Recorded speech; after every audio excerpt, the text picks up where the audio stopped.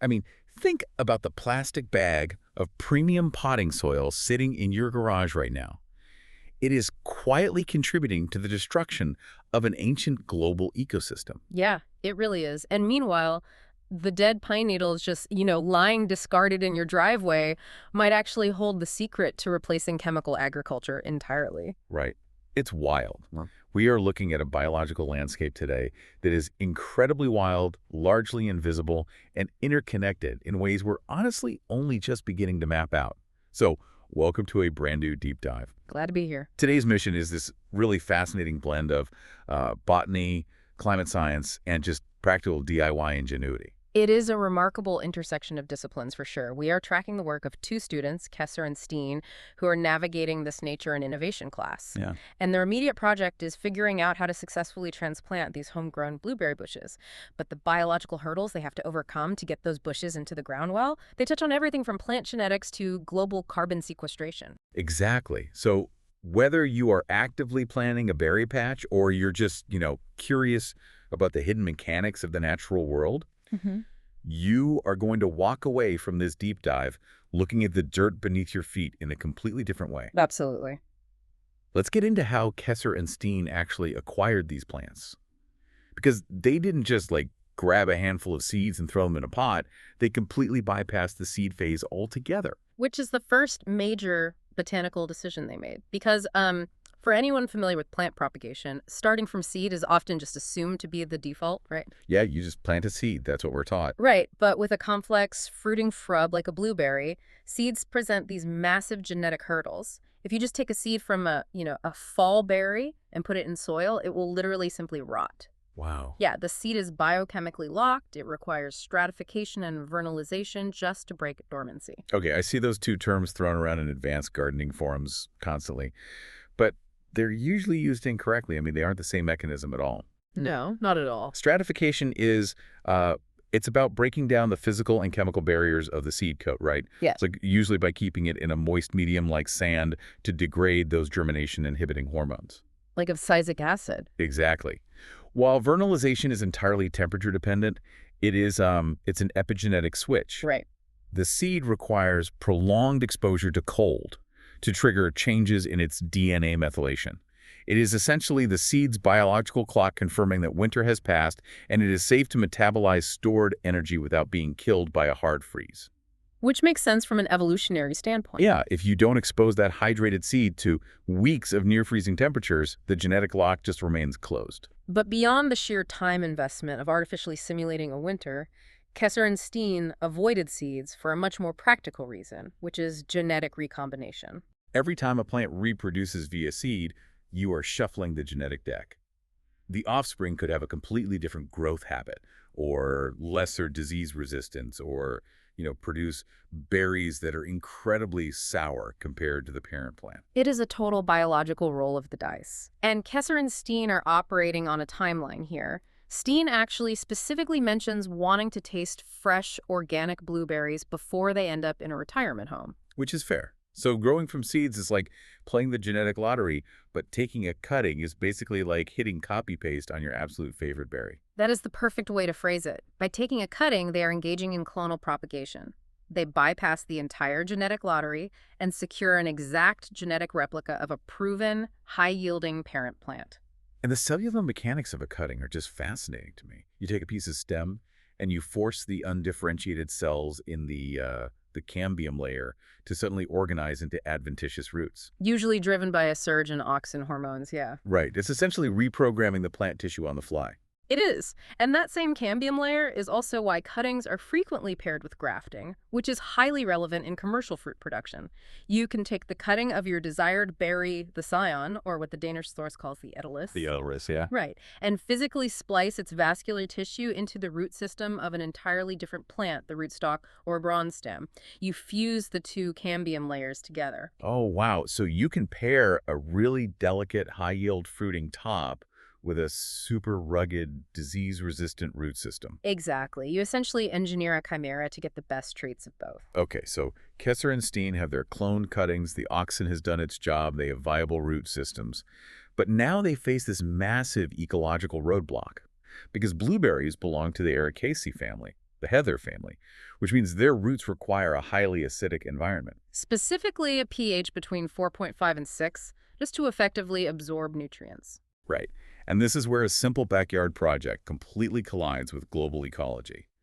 The traditional, unquestioned advice for anyone trying to lower soil pH is to just go to the hardware store and buy huge bales of sphagnum peat moss. Yeah, and Steen's father actually points out the absurdity of this. He notes how people just blindly read garden magazines and purchase whatever bagged soil is recommended without ever questioning the origin of the material. And the origin of that material is honestly devastating. I mean, peat moss doesn't just grow in a factory. It is mined from ancient peat bogs in places like Canada and Denmark. And those bogs take thousands of years to form, so when we dredge them up just to make our patio plants thrive, we're destroying delicate wetland ecosystems and releasing massive amounts of stored carbon into the atmosphere. It is such an incredible environmental cost for, a garden shrub. What makes it especially ironic is the underlying science of why the Ericaceae family evolved to prefer these acidic, nutrient-poor soils in the first place. Yeah, Professor Hendrix's research details this brilliantly. He points out that these plants aren't simply surviving in barren soil, they are actively cultivating a hidden underground superpower. The fungal internet. The fungal internet, exactly, mycorrhiza. Between 90 and 95% of all higher plants form these symbiotic relationships with mycorrhizal fungi. It's staggering. It really is. The fungi act as an aggressive extension of the plant's root system. The mycelial threads, the hyphae, are microscopic, so they can penetrate soil crevices that roots could never physically reach. Scavenging for water and trace minerals, yeah. And they deliver these nutrients directly to the plant's root cells in exchange for photosynthesized liquid carbon. The efficiency of this system is wild, but the climate implications are what truly shift the paradigm here. Because we often look at forests and think, oh, the carbon is stored in the wood. Right. But researchers have found that these specific underground mycorrhizal networks bind approximately 1/3 of the world's annual fossil CO2 emissions. 1/3. I really want to break down exactly how that sequestration works, because it isn't just the fungi, breathing in carbon. The fungi secrete this highly durable glycoprotein called glomalin. Which is basically a biological glue. Exactly. As the fungi grow, they use glomalin to bind microscopic soil particles together into these stable macroaggregates. This literally traps the carbon deep underground in a form that resists decomposition for decades or sometimes centuries. And that glomalin production is happening silently, continuously, under almost every undisturbed patch of soil on Earth.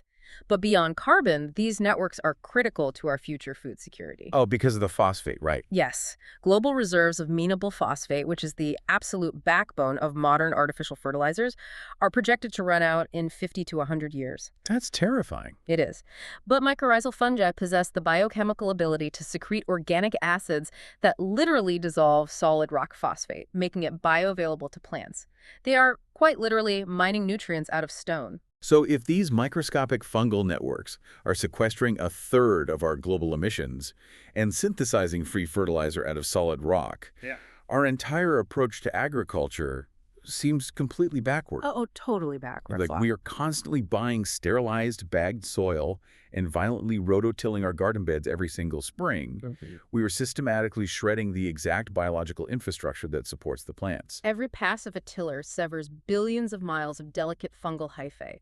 We destroy the nutrient highway, and then we are forced to artificially replace it by buying synthetic chemical fertilizers. Which eventually degrade the soil structure even further. Mm-hmm. It is the equivalent of a city digging up and shredding its entire underground fiber optic network every April, being completely baffled as to why the internet is down, and then paying a premium to string up temporary copper wires just to get through the summer. That is exactly what we do. And Kesser and Steen realize this. They understand that buying bagged bog peat is not only financially costly for students living on pocket money, but ecologically destructive. So they decide to reverse engineer a natural forest floor. Which is such a cool project. They get on their bikes and head to a local forest to analyze the soil profile of a natural acidic environment.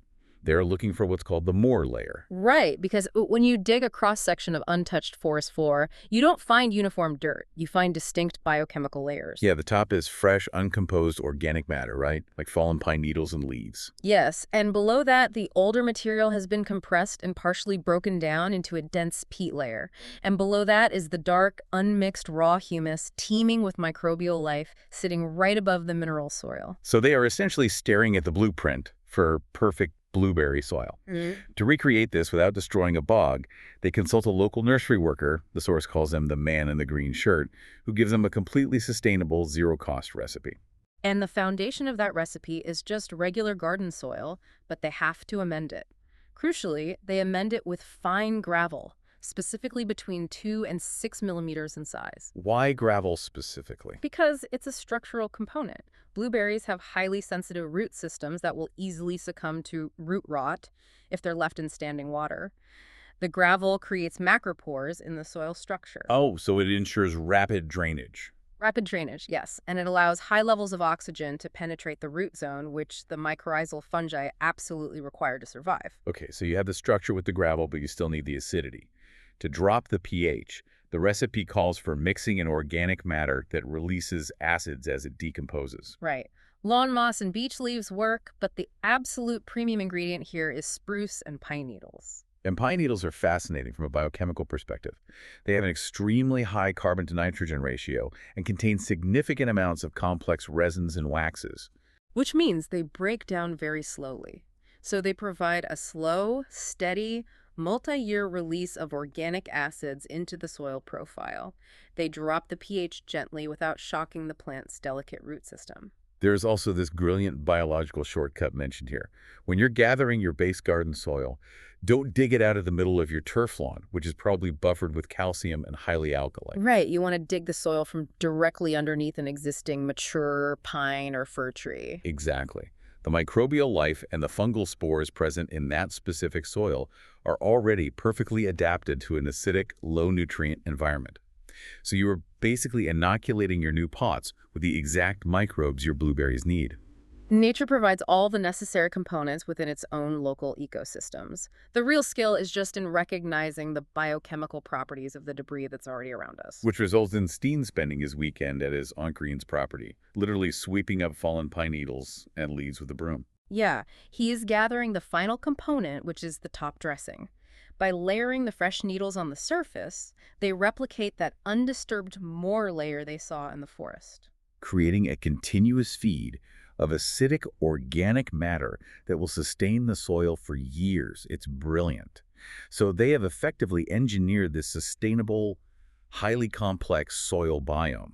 Now the final, most precarious phase begins. They have to actually transplant their fragile cloned cuttings into this new matrix without triggering catastrophic physiological shock. And the mechanics of transplanting are so often misunderstood by beginners.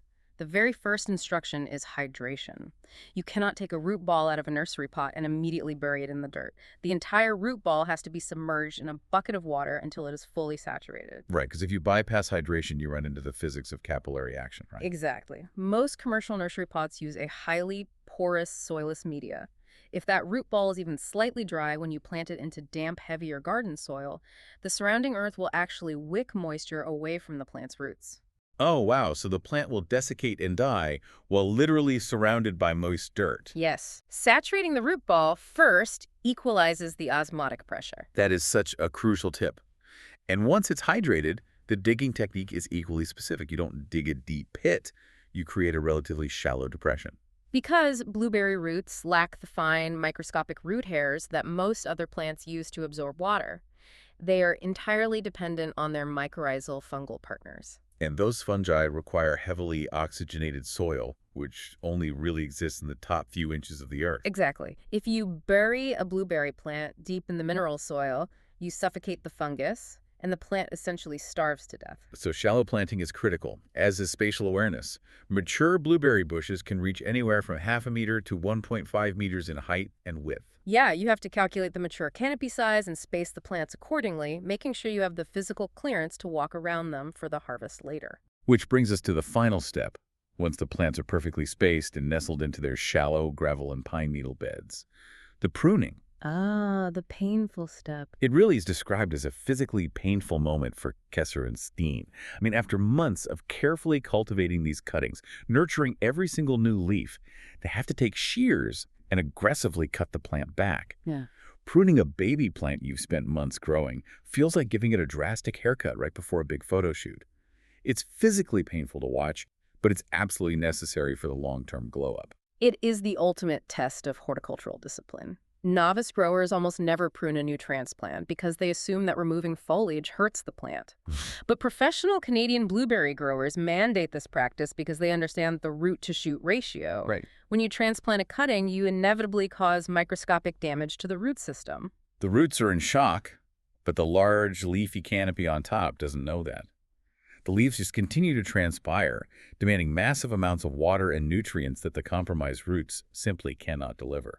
And the plant essentially exhausts itself trying to keep its leaves alive. So by heavily pruning the top canopy, you instantly relieve that transpiration stress. Yes. Furthermore, the physical trauma of the cut alters the hormonal balance within the plant. It stops funneling energy into maintaining weak existing leaves and instead redirects its resources entirely into establishing a robust, aggressive root system. Which is exactly what you want. Exactly. Once the roots are anchored, the plant pushes out incredibly vigorous, structurally sound new shoots from the base. It is short-term trauma for long-term vitality. It is harsh biological reset. And, for those who don't have an open garden to dig shallow trenches in, the mechanics of this DIY approach translate perfectly to container growing.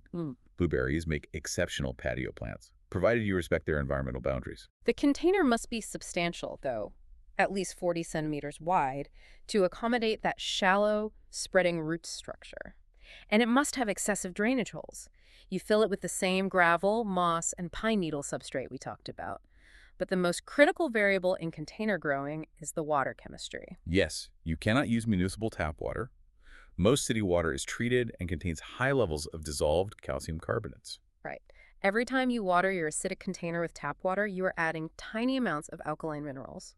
Over a single season, the calcium will buffer the soil, neutralize the organic acids from the pine needles, and raise the pH high enough to kill the symbiotic fungi. So you have to capture and utilize pure rainwater. Maintain the rainwater schedule, regularly refresh the pine needle top dressing, and you sustain an isolated, highly productive ecosystem right there on a balcony. When you look at the entire process Kesser and Steen navigated, it really is a masterclass in applying complex biological concepts to practical action. It really is. I mean, by simply choosing to propagate a cutting rather than roll the dice with a seed, they utilized clonal genetics to guarantee their harvest. And by taking the time to study the biochemistry of a forest floor, they utilized gravel and decaying pine needles to replicate the complex moor layer. They avoided purchasing mined sphagnum peat moss, directly preventing the release of stored carbon from ancient bogs. And they actively fostered an environment for glomalin-producing mycorrhizal fungi to thrive, literally locking away carbon and accessing insoluble nutrients. And finally, they mitigated physiological transplant shock by aggressively balancing that root-to-shoot ratio. They transitioned from being passive consumers buying plastic bags of dirt to becoming active architects of a localized ecosystem. And that is the profound takeaway here. Understanding the mechanisms of nature completely reframes our relationship with our environment.